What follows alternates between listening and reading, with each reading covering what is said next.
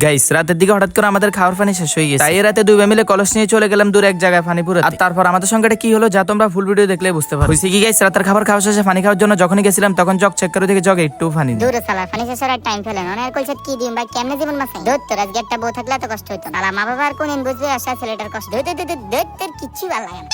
যাই হোক গাইস কি আর করো, এখন এই রাতে গিয়ে কলস পুরি আনতে হবে। সেজন্য ঝটফট করে ফাঁকা রুমে এসে ছটফট করে কলসটা হাতে নিয়ে নিলাম। তারপর হেঁটে হেঁটে চলে আসলাম কলে। গিয়ে মানে কলে সরি গাইস, কলস আনতে ভুলে গেছিলাম। আসলে মা বলেছিল কলস না আনে বালতি আনতে, তাই মূলত বালতি নিয়ে আসি। যাই হোক গাইস, তারপর ক্যামেরাটা নীরবের হাতে দিয়ে আমি আমার বালতিটা পুরে নিলাম। আমার বালতি পুরন শেষ হলো, নীরব তার জগ পুরে নিলাম। তারপর আমরা জগ আর বালতি হাতে নিয়ে চলে আসলাম বাড়ি। বেসিক্যালি গাইস প্রতিদিন বিকেলে আমি মূলত পানি আনি, কিন্তু আজকে বিকেলে একটু সমস্যার কারণে আমি পানি আনতে পারি, সেজন্য এই রাতে গিয়ে এখন পানি আনা লাগছে। তবে ভাই তবা করছে জীবন আর এমন ভুল কখনো করবো না, এখন থেকে প্রতিদিন বিকেলে পানি আনে রাখবো। তো এরপর আমি নির্ভর হলাম নির্ভর এক বন্ধুর বাড়িতে নির্ভর পড়ান। মেনলি গাইস আমার ভাই ঠিকমতো স্কুলে জানাই, কারণ স্কুলে কি কি পড়া দেয় সেটা জানতেও পারে। মানতাম সে যে অসুস্থ থাকতো বা তার কোনো কাজ থাকে, কিন্তু তার কোনো সমস্যাই নেই, শুধু থাকে তার একটা সমস্যা বিভিন্ন রকমের অজুহাত। এই ধরেন শরীর ব্যথা, মাথা ব্যথা, কাশ, এরকম বকচক্কর উদাহরণ দিয়ে সে শুধু স্কুল খুব মানে কি বলবো পড়াশোনা করার জন্য আমার ভাই সেরা। যাই হোক গাইস, তারপর নির্ভর বন্ধুর বাড়িতে এসে পড়া নিয়ে নিল। তারপর আমরা বাড়িতে চলে আসলাম। ও গাইস তোমরা যারা এখন আমার ফেসবুক পেজটাকে ফলো দেন, এটা হচ্ছে আমার পেজের স্ক্রিনশট, সবাই এখন গিয়ে ফলো দিয়ে আসো।